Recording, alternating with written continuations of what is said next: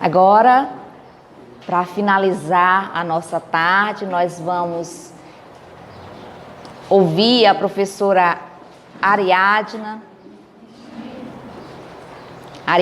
Dutra. Ela é graduada em Pedagogia, especialista em Saúde Mental, pós-graduada em Psicopedagogia, Clínica e Instrucional, com ênfase em Gestão e Supervisão Escolar.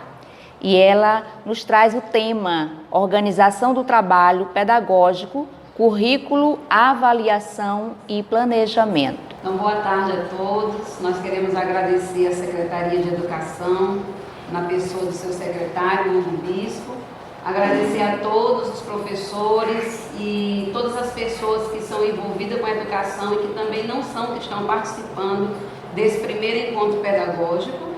E também, desde já, agradecer e parabenizar nossos amigos Daina e Eliane, pelo momento, pelo grande aprendizado que já tivemos até agora. Como o nosso tempo está pouco, nós não vamos discorrer muito na nossa palestra, mas vamos fazer um enfoque em cada ponto do tema, para que vocês tenham assim um entendimento do que seria, né? Então, pode passar, primeiro slide. Então, nós temos como tema a organização do trabalho pedagógico, certo? E nós queremos dizer para você que a organização do trabalho pedagógico é uma forma que a Secretaria encontra ou funciona para que a aprendizagem seja alcançada de acordo com os seus objetivos essenciais, de forma que as habilidades essenciais do aluno sejam desenvolvidas. Então, nessa organização do trabalho pedagógico, nós podemos dizer para você que, diferente do que era antes, que a escola, a Secretaria de Educação e a escola teria toda a autonomia para desenvolver esse trabalho, atualmente, nós, nesse período crítico que nós estamos vivendo de pandemia, nós dependemos primeiro da liberação dos órgãos de saúde, que seria a Secretaria de Saúde e a Vigilância Sanitária.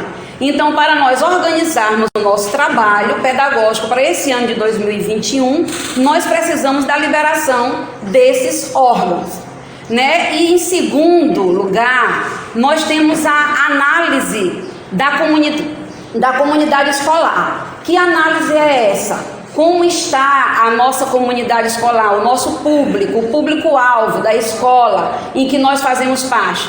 Nós sabemos que nós temos escolas na zona urbana e na zona rural ou campo, e essas escolas elas têm que ser avaliadas, têm que ser analisadas. Como como está a estrutura dessa escola, como que estão os alunos dessa escola, os pais dessa escola, as pessoas que formam essa escola de um modo geral, né? E para a organização do trabalho pedagógico também, nós precisamos pensar nas fundamentações dos documentos norteadores, né, que são vários os documentos norteadores para a organização do trabalho pedagógico. Então, nós podemos dizer para vocês que antes a escola se reunia com os seus coordenadores, supervisores, orientadores pedagógicos, professores, faziam o seu plano de aula, o seu plano anual, o seu planejamento e desenvolvia todo o seu trabalho pedagógico, organizava todo o seu trabalho pedagógico.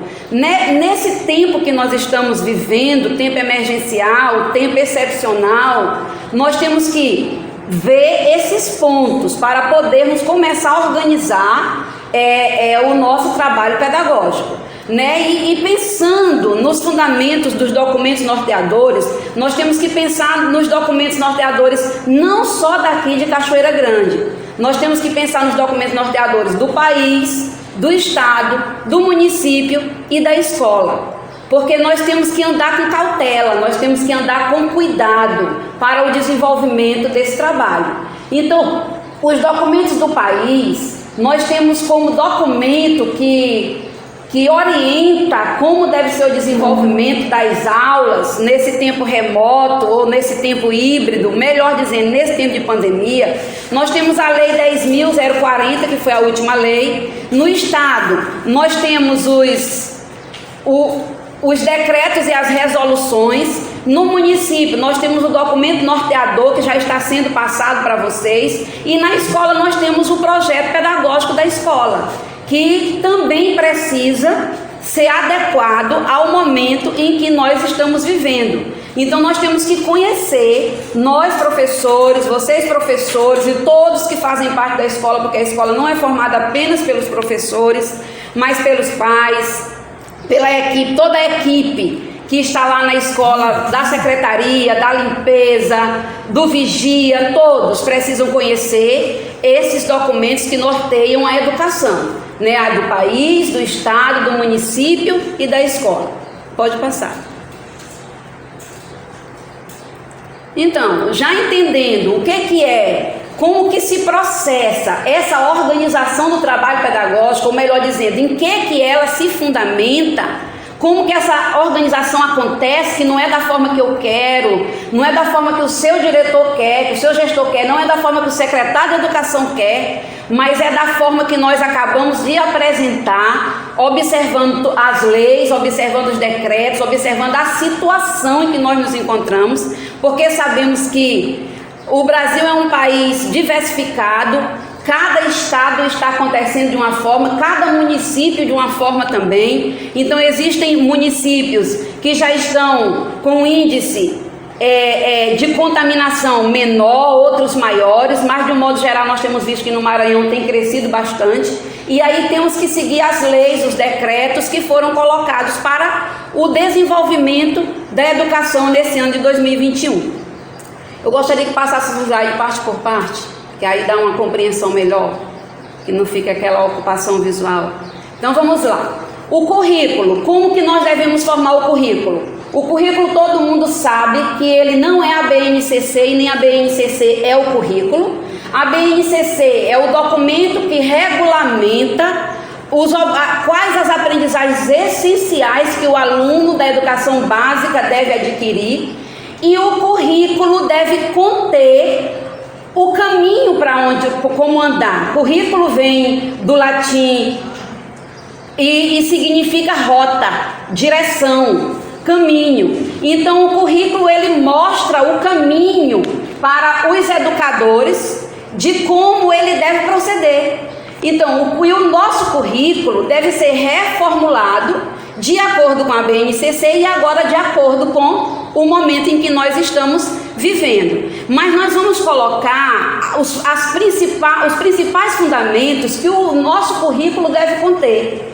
Então, um dos fundamentos que o nosso currículo deve ter na educação infantil é os direitos e os objetivos de aprendizagem. Dentro dos direitos e objetivos da aprendizagem estão lá o eu e o outro, e aí dentro dos direitos, aliás, dentro dos objetivos vem a questão dos campos de aprendizagem, que a gente iria apresentar cada um, mas devido ao tempo nós não podemos fazer em uma outra oportunidade, a gente pode estar fazendo essa explicação. Então é importante o professor da educação infantil saber que dentro do currículo da educação infantil deve ter, para alcançar as habilidades essenciais dessas crianças, os direitos deles de aprendizagem, toda atividade que for passada para eles, todo trabalho que for passado para eles em casa, tem que alcançar esses direitos e esses objetivos de aprendizagem. Mesmo que não alcance o conteúdo curricular, mesmo que eles não saiam do segundo período lendo, mesmo que ele não saia do primeiro período sabendo todo aquele conteúdo, mas eles precisam desenvolver os seus direitos e os seus objetivos principais da educação infantil, que no caso é o brincar e o interagir. E como eles não estão podendo brincar entre si, ele precisa desenvolver esse brincar em casa, com a família, com os irmãos, com quem ele está tendo cuidado.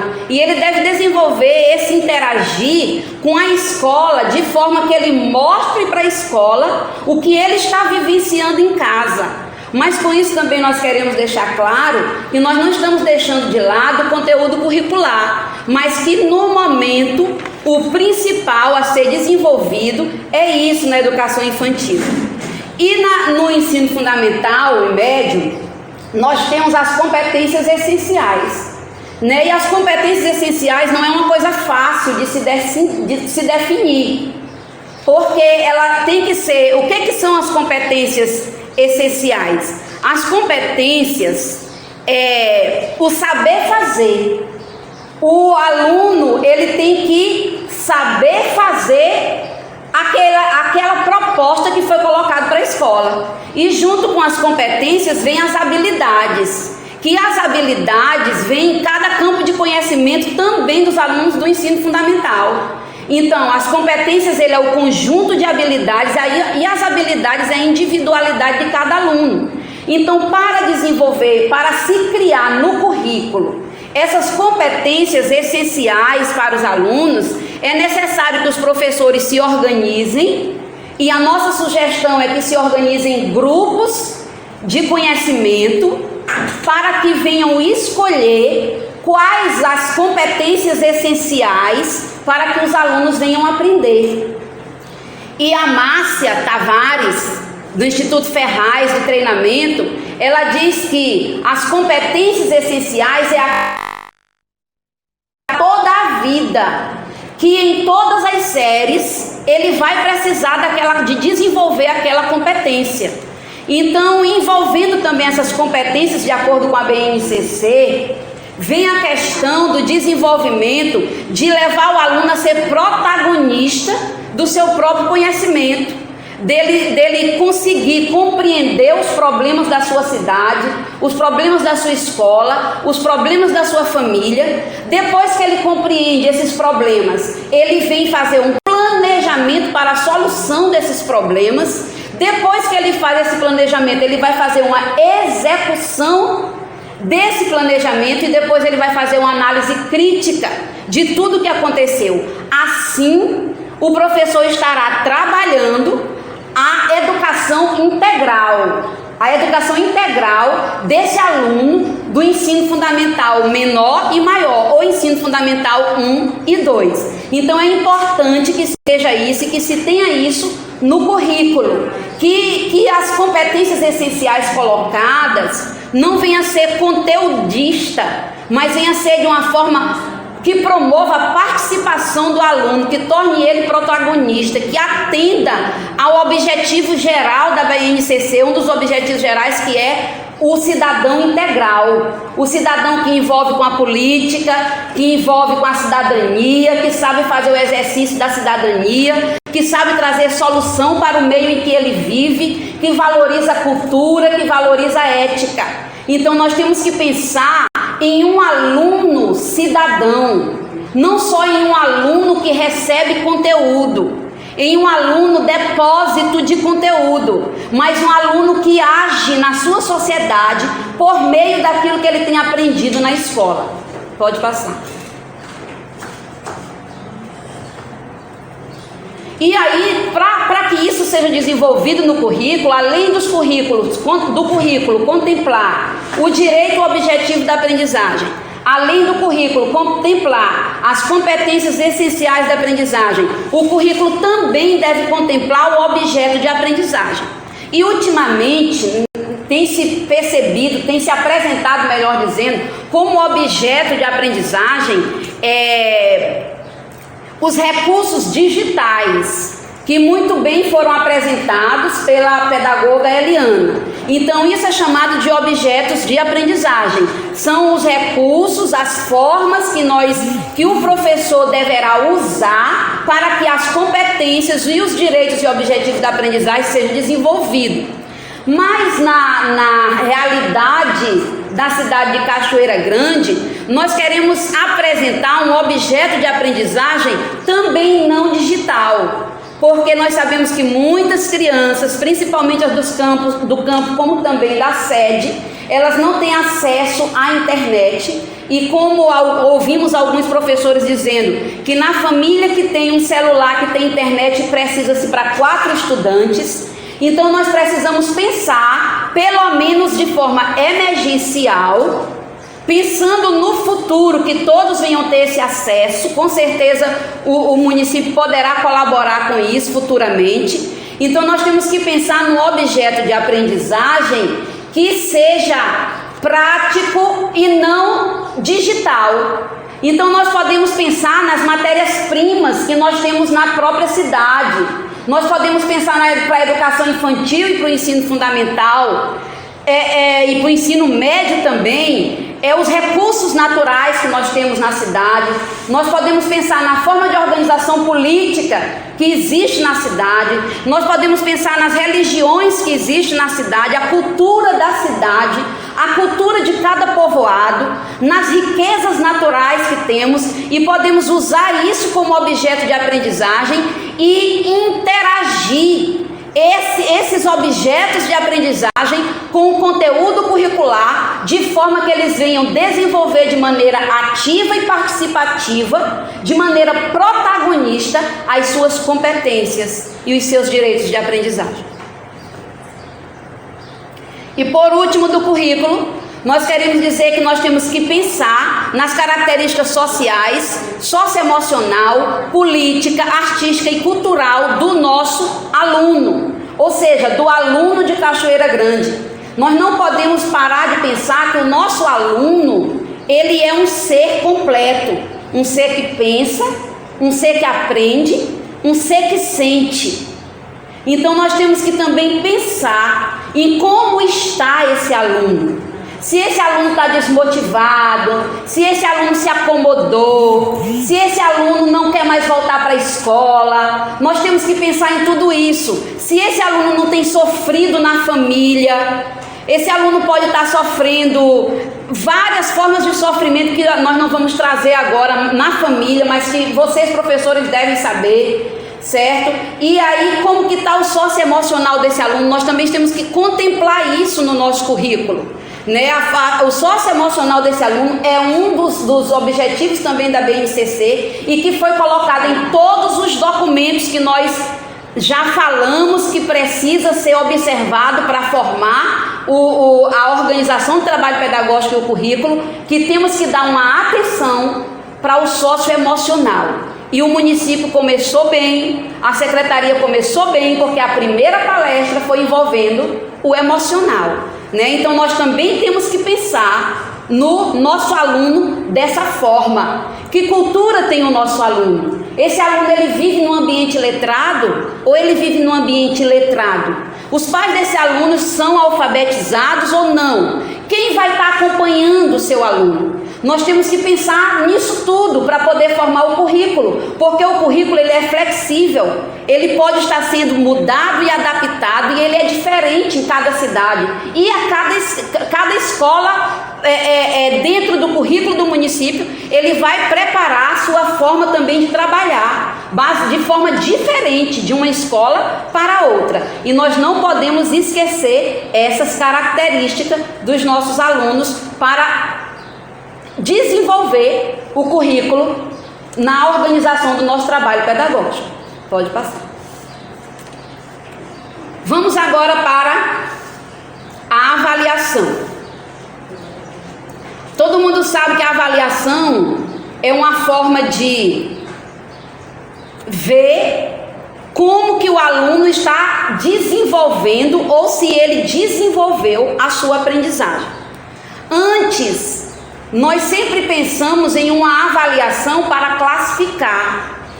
A gente pensa numa avaliação que vai promover o aluno de uma série para outra. A gente pensa numa avaliação que vai tornar o aluno apto ou não para mudar de série. Uma avaliação mais classificatória do que formativa, do que contínua. Então nós vamos pensar agora, nesse momento, em uma avaliação que observa os avanços do aluno. E se esse aluno realmente avançou, se esse aluno realmente aprendeu. Então a nossa avaliação vai ser uma avaliação de observação da aprendizagem. Nós vamos estar avaliando mais o aluno do que o conteúdo que ele aprendeu. Como que está esse aluno? Em que nível que ele se encontra? Como é que está a maturidade intelectual dele? E como é que foi o desenvolvimento da aprendizagem dele?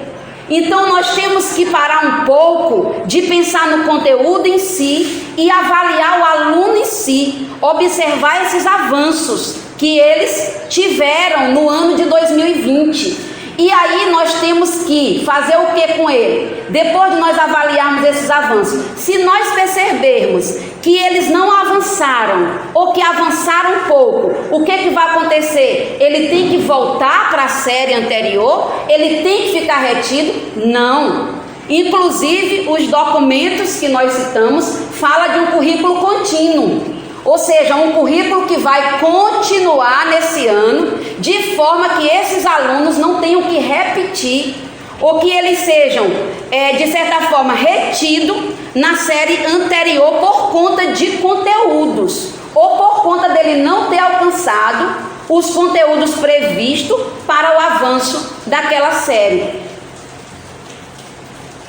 Então nós temos, depois que nós avaliarmos esses avanços, observarmos, fizermos essa avaliação dos avanços que nossos alunos tiveram, nós vamos delimitar processo.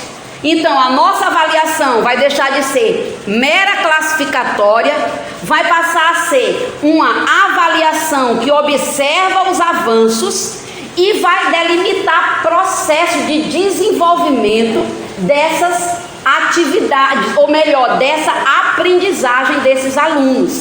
Nós também não podemos dizer, não avançou, tudo bem, estamos em pandemia, é assim mesmo, vamos ficar assim. Não, nós temos que proporcionar para esses alunos o que a LDB pede que nós façamos e que a BNCC reforça, o direito dele de aprender de forma igual e de forma de equidade, de que todos consigam a mesma aprendizagem, independente da região ou independente do acesso que eles têm a objetos de aprendizagem que facilitem mais ou facilitem menos.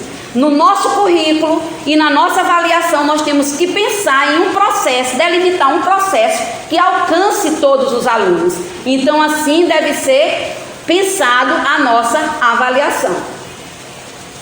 E por último, nós vamos pensar em nosso planejamento, que também não vai ser igual aos planejamentos dos outros anos. Como já foi muito citado, nós estamos vivendo um novo tempo, né? E com certeza esse tempo tem sido um tempo de crescimento, um tempo de aperfeiçoamento, um tempo de experiências ruins e experiências boas, porque nós podemos, do momento difícil, nós podemos tirar grandes aprendizados e podemos crescer e podemos nos desenvolver muito mais. E se nós formos pensar, é através da dificuldade que se encontra grandes soluções.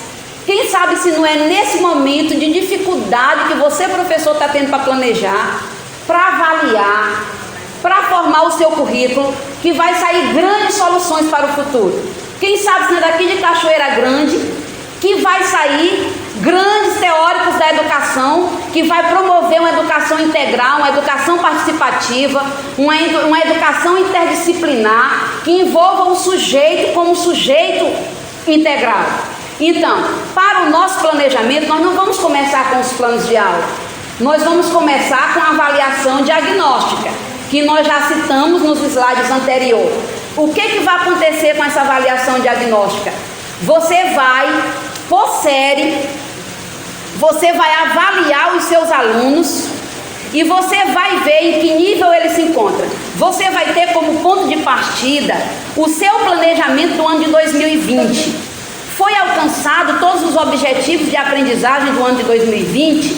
Não, sim, talvez, mais ou menos. Então você vai ver até onde que foi alcançado os objetivos de aprendizagem que você planejou para 2020 e você vai partir dali, de onde parou.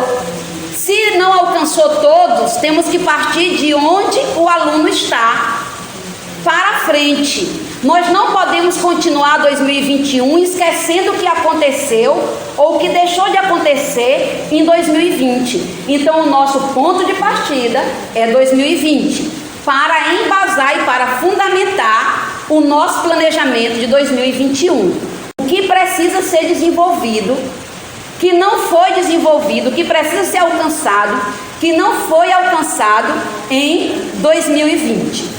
Então, essa vai ser a avaliação diagnóstica. Você vai ver o que você planejou, vai avaliar os seus alunos de acordo com o seu planejamento de 2020 e ver se ele alcançou ou não alcançou. E mais uma vez eu cito aqui Márcia Tavares, que ela diz que você pode pegar esses alunos e formar e dividir eles em grupos de aprendizagem, não em séries, mas em grupos de aprendizagem. E aí você vai trabalhar esses grupos, focando mais os grupos que menos se desenvolveram e dando um olhar analisador e também de desenvolvimento para aqueles que conseguiram se desenvolver mais. Você vai ter que proporcionar mais para o que desenvolveu menos, e você também vai ter que proporcionar para o que desenvolveu mais, mas de forma que o que desenvolveu menos consiga alcançar o que se desenvolveu mais. Depois da avaliação diagnóstica, nós vamos ter uma análise de dados, né? Esses dados são exatamente o que nós já falamos, é o conhecimento adquirido, o que foi adquirido, o que aquele aluno adquiriu. Esses são os dados. Aí você vai dividir de acordo com o que Márcia Tavares orientou e que nós julgamos que foi bem interessante, dividir a sua série em grupos de aprendizagem e trabalhar eles de forma equitativa, não igualitária, mas equitativa. Pode passar. E por último, nós vamos para as intervenções pedagógicas. Uma vez feita a avaliação diagnóstica, uma vez feita a análise de dados, lembrando, voltando um pouco, essa análise de dados, como que vai ser? Cada professor vai fazer a sua análise. Nós sugerimos que essa análise pode ser feita por segmentos. E dos segmentos de mais um segmento. Por exemplo, eu vou dizer para vocês como é que é isso. A educação infantil é um segmento fundamental 1, um segmento fundamental 2, outro segmento, e o ensino médio EJA outro. Mas aí nós podemos fazer da seguinte forma: na educação infantil, dividir em segmentos de creche e pré-escola. Nós podemos dividir o Fundamental 1 em séries iniciais e séries finais.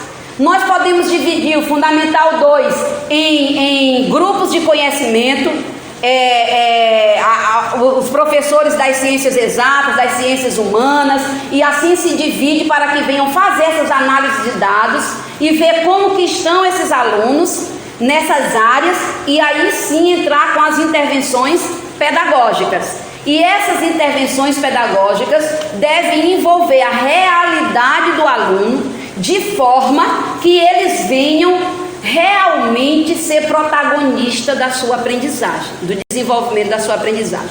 E nós queremos deixar aqui algumas sugestões de atividades de intervenção pedagógica que pode ser usada de forma interdisciplinar, que é mais uma maneira que nós podemos pensar para o nosso planejamento, trabalhar de forma interdisciplinar, certo? Não de disciplinas separadas, mas uma globalização da disciplina, de forma que venha oferecer ao aluno atividades que venham proporcionar para ele um exercício melhor da sua cidadania e uma aprendizagem integral. E aí a gente vai deixar aqui algumas sugestões, e as sugestões que nós vamos deixar, a Eliana também já citou aqui, que seria realmente aprender as metodologias ativas e praticá-las. Mas nós vamos deixar aqui 3 sugestões de atividade que faz parte da metodologia ativa e que pode ser desenvolvido no município de Cachoeira Grande. Por exemplo, uma das atividades que pode ser feito, ou melhor dizendo, essas atividades podem ser transformadas em projetos, e um dos projetos que pode ser feito seria trabalhar a cidade do sonho deles. E aí, trabalhar a cidade do sonho deles, como assim? Por exemplo, nós podemos pensar em uma literatura que possa embasar esse projeto. E aí eu vou dar como sugestão alguns livros, como do Pequeno Príncipe, como Alice no País das Maravilhas, algum desenho que fale de mundo, desenho da televisão, que fale de criação de mundo, de vivência de um mundo, certo? E aí esses alunos vão ter que ler, vão ter que assistir esse desenho, no caso da educação infantil, certo? E aí eles vão ler esses livros, vão ler essas literaturas, eles vão avaliar a cidade deles como se fosse o país, a cidade que Alice foi, lá no país que ela chamou de País das Maravilhas, e o mundo do Pequeno Príncipe, que se você for dar uma olhada lá, ele era maior do que o mundo dele, não é? Então assim, nós podemos pensar nisso. E aí, da forma que ele cultivava aquela flor, da forma que ele cultivava aquela outra vegetação que tem lá, que eu esqueci o nome, agora, que tinha uma árvore lá, né, que ele cultivava os baobás, né, ele na verdade, ele cuidava dos baobás. E aí, que tipo de vegetação tem aqui em Cachoeira Grande que pode ser cultivada? Que cidade pode ser transformada? Como pode ser o cuidado? Aonde pode ser o cuidado? E trabalhar português, a matemática, a história, a geografia, a ciência, tudo pode se envolver nesse projeto, certo? A segunda, a outra sugestão que seria para séries iniciais e talvez até para a educação infantil, formar um projeto da família em si. E nesse projeto da família, se fazer atividades que desenvolva os direitos da aprendizagem no brincar, no exercício da leitura e no exercício da matemática, nos campos de aprendizagem da educação infantil e no exercício da leitura e da matemática do fundamental. Como? Por exemplo, você pode estimular os seus alunos a fazer desenhos ou anotações do que tem na sua casa e do que ele gostaria que tivesse, do que tem na sua redondeza e do que ele gostaria que tivesse. E se eles já sabem ler, além de fazer os desenhos ou colar imagens que representem a sua habitação e a sua vivência ao seu redor, ele pode escrever o nome, ou ele pode escrever um texto de como que ele gostaria que fosse, o que tem, como que ele gostaria que mudasse. E também, se ele não sabe ainda escrever, se é da educação infantil, das séries iniciais que não sabe, ele pode colocar as letras iniciais de cada coisa, ou seja, contar, como nós já sugerimos em uma das nossas reuniões, usar, por exemplo, os animais que eu tenho em casa. Eu tenho 2 gatos, 3 cachorros, 7 pintos, 8 galinhas. Então nós vamos fazer a adição, a subtração desses animais. Nós vamos escrever o nome dele, nós vamos trabalhar com aquilo que é real para o aluno, aquilo que é vida para ele, aquilo que é o contexto social dele, é o contexto cultural dele. E por mais interessante é que com certeza nenhuma atividade vai sair igual, porque nenhuma realidade vida. Isso vai dar para ele perspectiva maior, isso vai dar para eles objetivos maiores.